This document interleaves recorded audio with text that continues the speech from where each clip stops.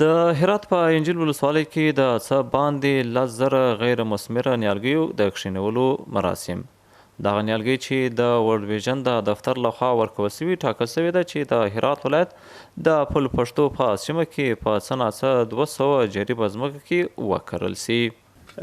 نهالای ما که است اکثرا غیر مثمر است و در حدود 200 جریب زمین ما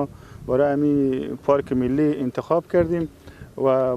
مختص کردیم به این پارک ملی که در آینده هم بتانیم اکتشاف بدیم که تمام همین 200 جریب یک پارک ملی بزرگ باشه، چون نفوس شهر هرات زیاده که بتانیم یک اندازه زمینی باشه که کفایت نفوس ما بکنه. په دې پروګرام کې د هرات د انجیل ولسوالۍ ښاروالۍ ټینګار وکړ چې تر اوسه پورې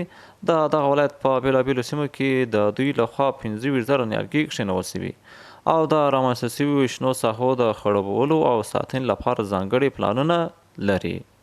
ما قبلا خو زیاتر ساحت با موترهایی که داشتن تانکرها بود توسط ازوس آبیاری میکردیم، ولی برای سال امسال ما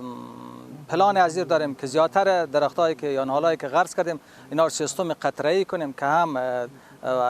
حفاظت از این باشه که هم درختها نهالای ما خشک نشه. د هرات یو شمېر اوسیدونکي هم له چارواکو سره د همکارۍ او د شنې فضا په ساتلو کې د خپل جدي ژمنې خبره کوي.